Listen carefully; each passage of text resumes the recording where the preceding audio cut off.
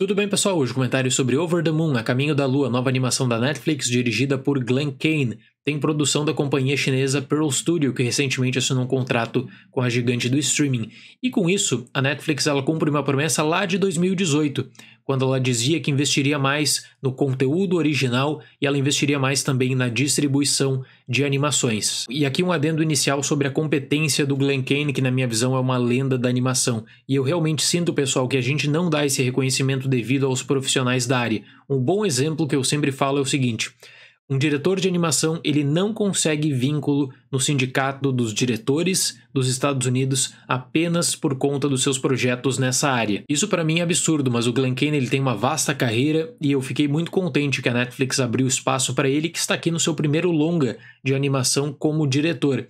Carreira na Disney super reconhecida, venceu o Oscar recentemente de curta de animação por Dear Basketball com Kobe Bryant, e eu espero que esse seja apenas o primeiro projeto dele com a gigante do streaming. Mas isso não esconde a impressão que eu fiquei de Over the Moon, que eles chamaram uma pessoa que tinha uma grande carreira na Disney, que tinha todo um histórico na Disney também, para tentar com isso trazer o mesmo teor narrativo junto da questão gráfica. Isso tem os seus pontos positivos, mas também tem os seus pontos negativos. Eu acho que isso explica um pouquinho da minha reação mista. O roteiro foi escrito pela Audrey Wells, que infelizmente faleceu em 2018, não conseguiu acompanhar a pré-produção desse projeto, e fala sobre a mitologia chinesa, especialmente sobre a deusa da lua. A partir disso nós conhecemos a Fei Fei, que é uma menina que cresceu ouvindo histórias, cresceu ouvindo lendas e que ainda sofre com a perda da sua mãe. É aquele trauma que não consegue ser apagado de forma alguma.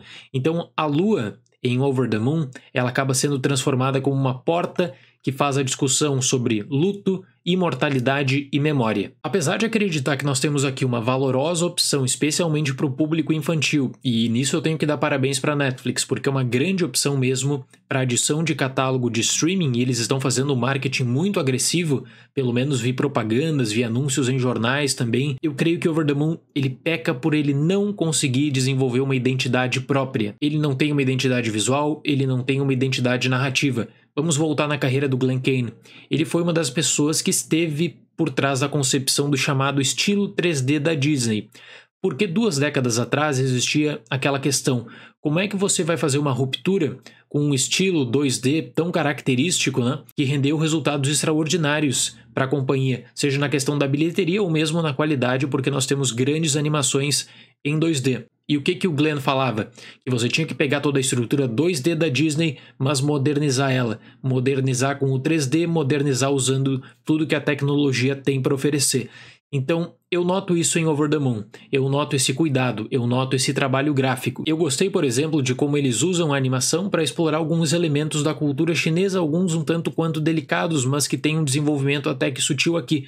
Só que eu não consegui notar a diferença de Over the Moon para tantas outras animações que nós temos no mercado recentemente. E aí vem uma coisa interessante: tem animações que têm um estilo gráfico tão forte, tem uma identidade visual marcante mesmo, que você pode pegar um frame dela e você vai conseguir fazer a identificação. Olha, essa animação aqui é Branca de Neve. Olha, essa animação aqui é Viagem de Chihiro. E eu não consegui isso em Over the Moon. Recentemente, a Netflix distribuiu Klaus ano passado.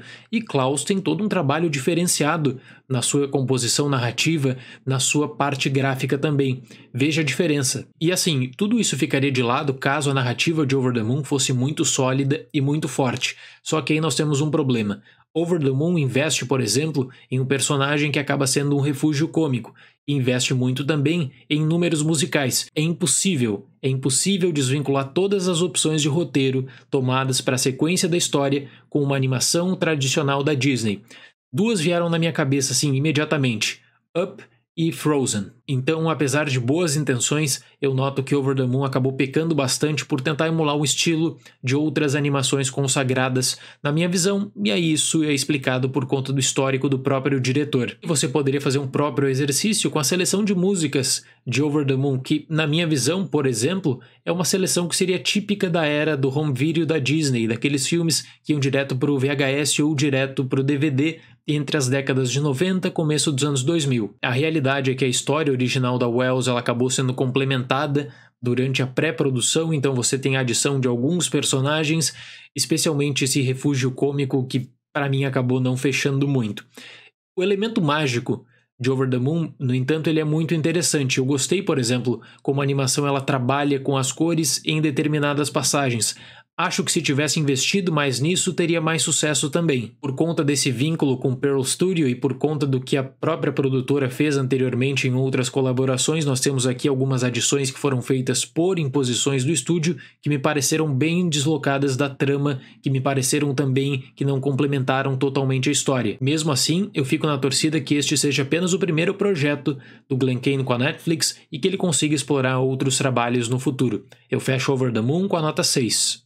É um nome que sim, pode aparecer no Oscar de melhor animação, mas acho muito difícil desbancar o grande favorito da temporada, que é Soul da Pixar. Certo, pessoal? Seria esse o comentário de hoje. Muito obrigado pela atenção, até mais e tchau!